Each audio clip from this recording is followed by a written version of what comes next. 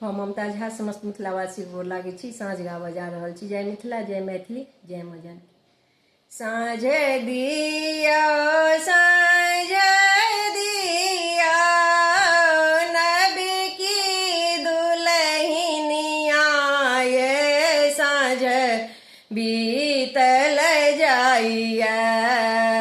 साँझ दिया साँझ दिया नब की दुल्हनिया, ये साँझ बीतल जाइया।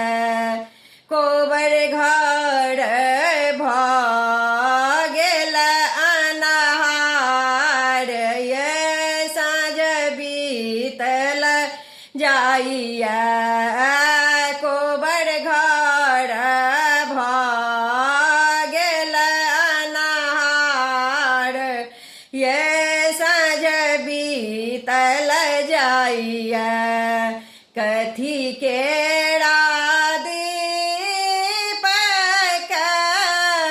थिए सुत बाती, है साँझ बीतल जाइया।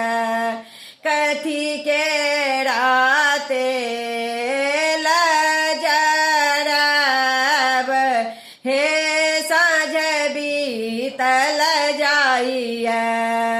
सोना केरा दीप सुत बाती, है साँझ बीतल जाइया।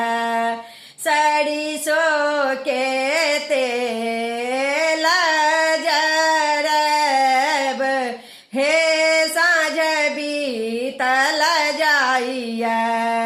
सरिसो के तेल जरब, हे साँझ बीतल जाइया। जड़ लागल दीप झामकी गेल बाती, है साँझ बीतल जाइया। खेला लगले सांझा मैया राती, हे साँझ बीतल जाइया।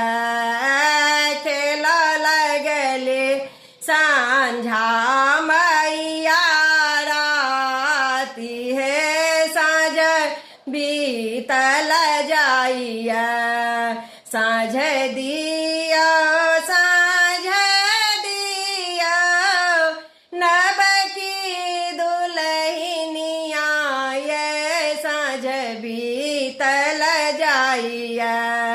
कोबर घर भगेल अनहार, ये साँझ बीतल जाइया। धन्यवाद।